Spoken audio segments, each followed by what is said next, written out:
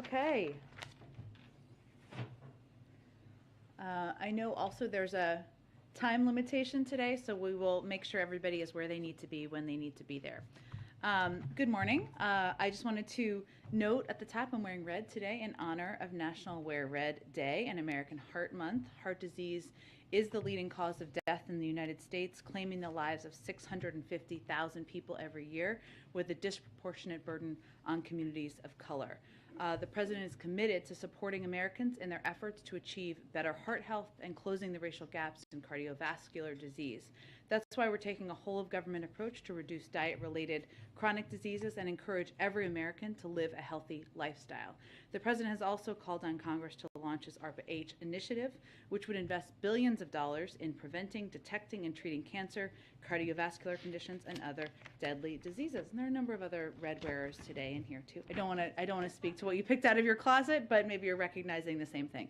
Also wanted to note that a new competition and supply chain announcement that came out today, yesterday I should say, sorry, from the Justice Department and the U.S. Department of Agriculture.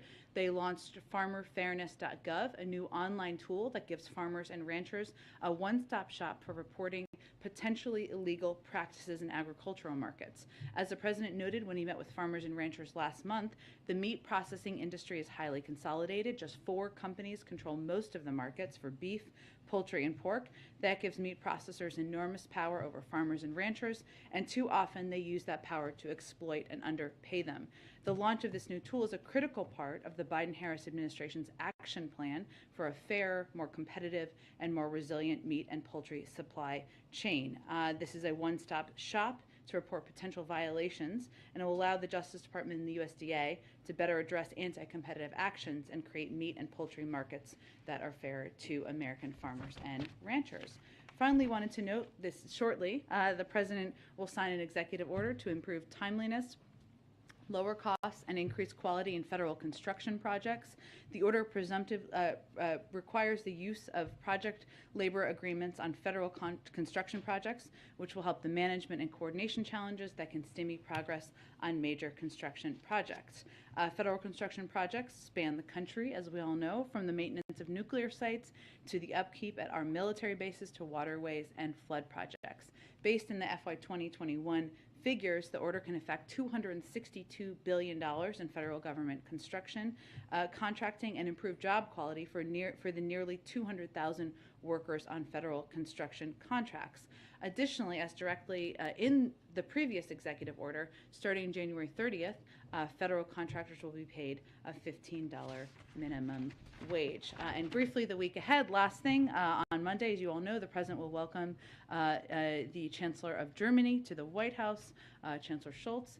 They will affirm the deep and enduring ties between the United States and Germany and discuss their shared commitment to ongoing diplomacy and joint efforts to deter further Russian aggression against Ukraine. They will also discuss our close cooperation on everything from the COVID-19 pandemic to addressing the threat of climate change and promoting international security based on our shared democratic values. They will then participate in a joint press availability following the bilateral meeting. On Tuesday and Wednesday, the President will participate in events at the White House, providing updates on his economic plan to lower costs for the American people and create more good-paying jobs. And on Thursday, he will travel to continue promoting his agenda. I expect we'll have more details on that in the coming days. Go ahead. Thanks, Jen. So yesterday, you and the State Department spokesman Ned Price both took issue with reporters asking for evidence of your statements with respect to the Syria strike and the Russian false flag operation. Do you really believe that journalists are repeating Russian and Islamic State propaganda in pursuing those questions, first of all? And second of all, will you be offering evidence of your claims with respect to what happened in Syria when they become available? Absolutely, and let me just start by saying that we welcome tough questions and good faith scrutiny. Otherwise, I wouldn't come out here. I wouldn't have come out here almost 180 times and engaged with all of you and your tough questions and good faith scrutiny. As I noted in the response to a question from your colleague yesterday, which wasn't in all of the context of what was put out there, we are less than 48 hours from the end of the mission. So the Department of Defense is still conducting after-action assessments. That's a natural part of the process that occurs. I also conveyed in my answer to the question the President directed his Department of Defense to take every precaution to minimize civilian casualties, and that we would release all of the information we could. And we absolutely remain committed to that, to answer the other part of your question. While I did not go into this level of detail during the plane gaggle, we also did a number of briefings. A number of you participated in yesterday to brief out a number of the specific details, including the fact that we sent out special operators at significant risk to themselves to minimize the risk of civilian casualties. Of course, that's different than doing a strike, which would not be as much risk to individuals involved. But obviously, these individuals were on the ground for a couple of hours as we briefed out. It would have been easier to do an airstrike. But as a result, we have firsthand reports from our elite service members who were on the ground and risked their lives to kill a terrorist responsible for the slaughter and enslavement of the Yazidi religious minority in northwestern Iraq in 2014, who bears responsibility for a recent set of attacks against the Iraqi security forces, and who took a terrorist off the battlefield who seeks to harm Americans. But of course, we respect and value the role of the press. Otherwise, again, I wouldn't be out here with all of you every day, and welcome the scrutiny, welcome the tough questioning. And as I said yesterday, of course, we will do everything we can to provide as many details as possible. But I think it's important, as people are trying to understand this, to note it is different having operators on the ground than an airstrike, where it's a different assessment after action. Jobs report, both administration officials and outside experts expected a worse jobs report than we saw. Yeah. Do you have any sense of why those expectations were off, and what exactly that means for your future sort of policy with respect to the recovery and the economy? Well, what is also true, as much as we had a very encouraging jobs report today, and as we look back to the revisions made as a part of the report this morning, the largest year of job creation ever in American history. Those are certainly things we are proud of, the President is proud of, and we attribute that in part to the actions he took to implement a number of important policies. It is also true, and this is one of the facts that we have been pointing out over the course of the last couple of days, that Omicron forced around 8 million people to take time off of work. And that was during a period of time where it was measured. So that is also true. So some of these people who were sick would not have been counted in these job numbers. And that was a fact we just wanted people to understand as we were leading up to the jobs report. It is also clear that it's very challenging to collect, analyze, adjust the data during this time of the pandemic. We are very grateful to the BLS team that does that, and it's just incredibly challenging during an ongoing pandemic. But we think they've continued to deliver timely information. They've obviously continued to provide updates on a monthly basis when their assessments change.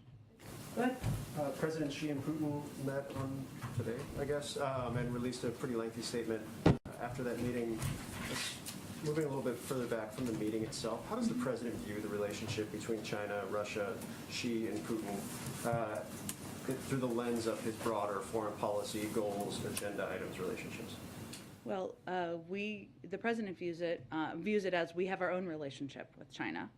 Secretary Blinken spoke to China's Foreign Minister Wang and underscored just recently, last week, and underscored the global security and economic risk posed by further Russian aggression against Ukraine, and conveyed that de-escalation and diplomacy are the responsible way forward.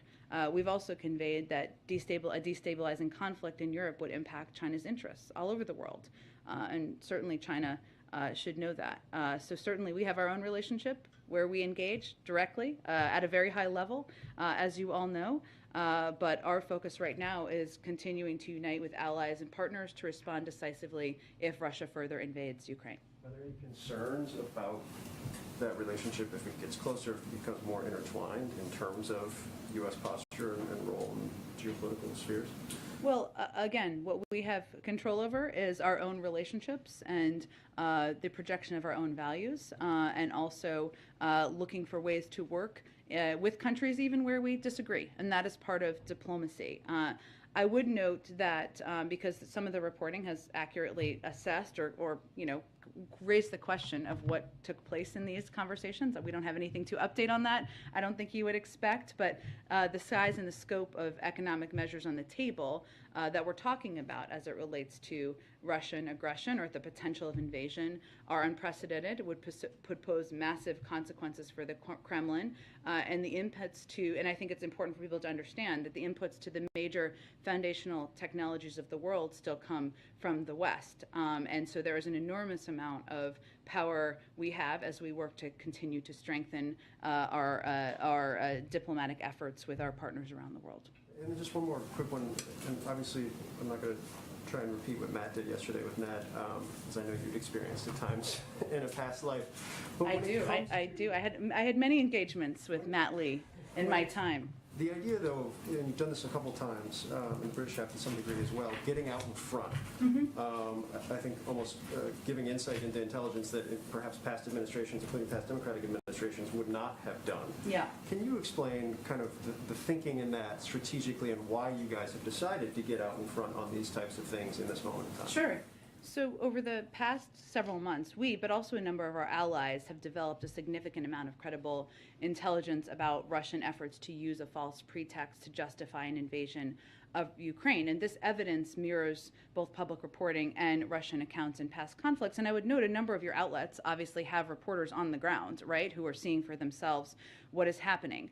What is also true is that we've seen Russians' actions over the past few years. If you look just back at past precedent, it doesn't mean it's guaranteed to repeat, but it is important for people to understand contextually what they're capable of and what tactics they've used in the past. And sometimes you do see repetition of that. So a few years ago, for example, Russia's defense ministry falsely accused the United States of running a clandestine biological weapons lab in the country of Georgia, enabling Russia's efforts to destabilize the Georgian government. Russia also used to fabricate stories in Syria about how attacks on international aid convoys were undertaken by rebels or terrorists instead of the Assad regime to enable Russia's continued support for the Assad government. If you look back at 2016, the Russian media manufactured a false claim of sexual assault against a Russian immigrant named Lisa by German refugees in order to stoke hysteria against Syrian immigrants throughout Europe. And there's more. Russian state television aired a false report that claimed the Ukrainian army had crucified a 3-year-old Ukrainian boy. That is even more recently. So our objective is to deny Russia the opportunity to use these lies to justify an invasion of Ukraine. And to convey clearly, these are actions we're seeing that are straight out of their playbook. We've seen them run false flag operations in the past and use confusion to launch military action many times in history. Of course, we would prefer to make as much underlying information available as we can. And in fact, what we conveyed yesterday and was conveyed by my colleagues at the Defense Department and State Department was the result of declassifying information.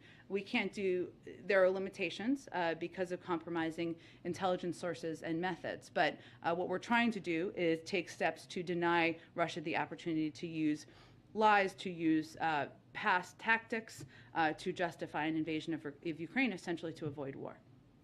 Go ahead. Thanks, Jen. If Putin decides to make a move into Ukraine, how long does the U.S. believe that the Ukrainians could hold off a full Russian takeover? Jackie, it's a great question. I would really point you to the Department of Defense to make any assessment if they can. And obviously some assessments they may not be in a position to make publicly. That they would not want to share publicly or that they don't know? Again, I'm just conveying that there are some assessments, and obviously you, as the Department of Defense, does a range of contingency planning. I'll let them speak for themselves on what they could lay out publicly for you. And then we've known about the reality of this threat since October. Putin began amassing troops on the border in April.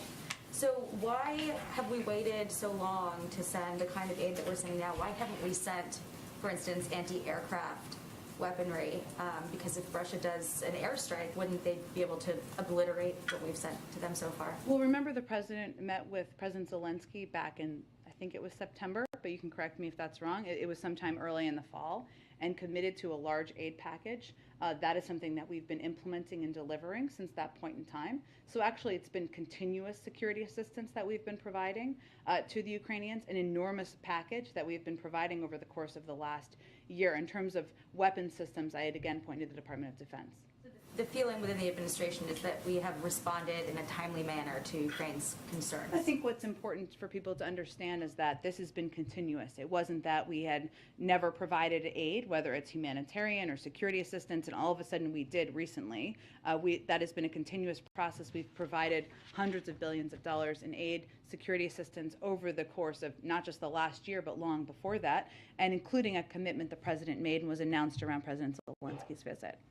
And then moving on to energy, I mean, gas prices are at a 7-year high here in the U.S., right after OPEC again snubbed requests to increase production.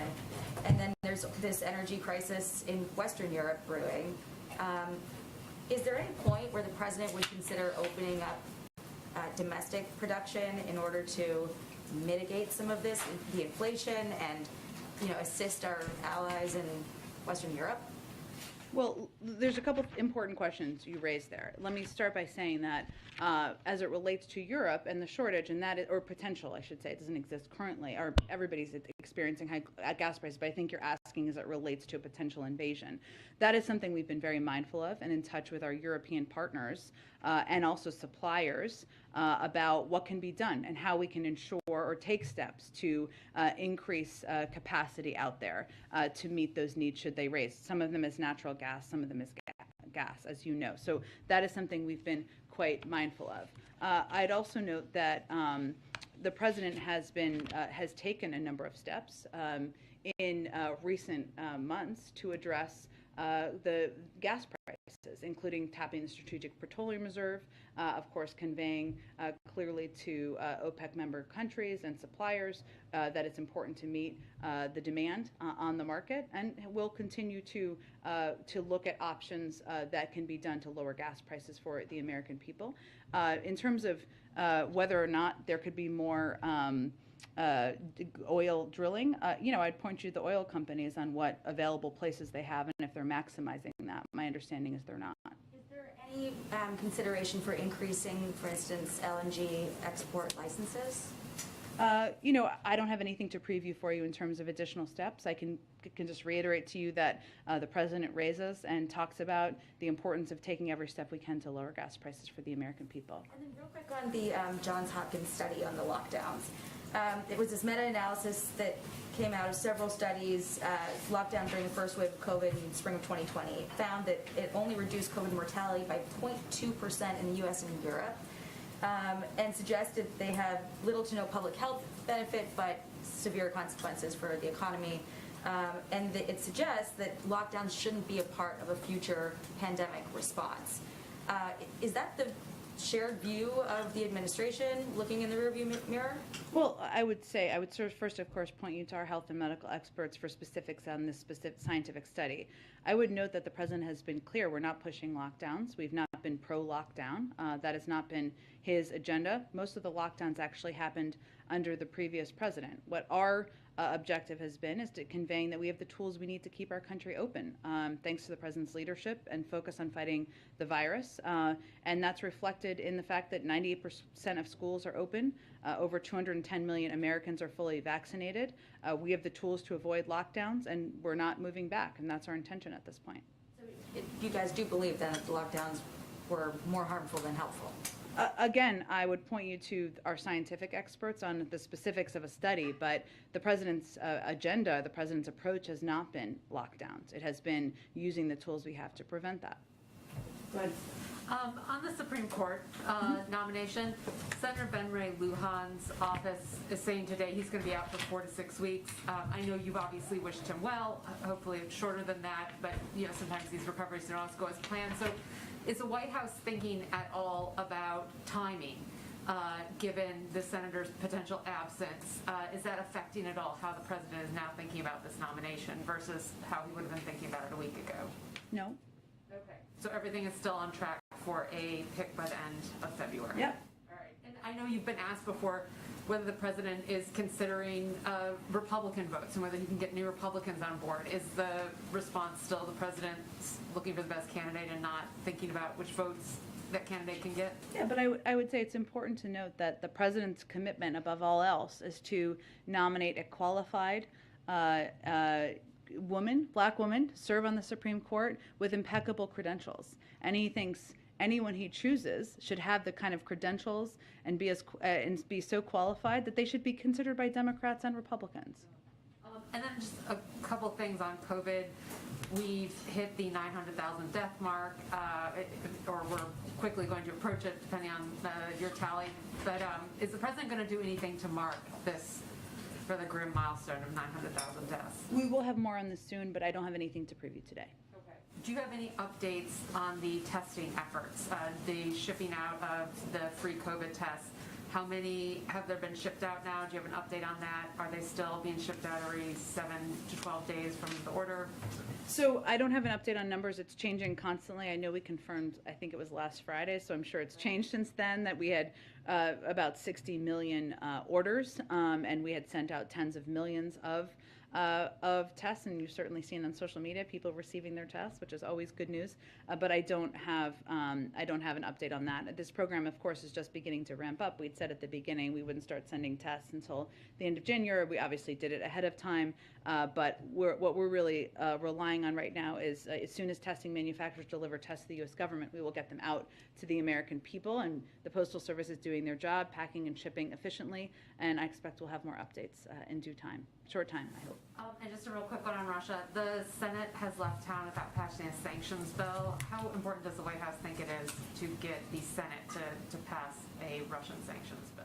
Well, we're in close touch with them, but it's not essential for us to implement sanctions, right? It's not required. And so we have prepared a devastating package of sanctions, economic sanctions, that would have an enormous impact on the Russian economy. It doesn't require congressional action, but we are, of course, working closely with them.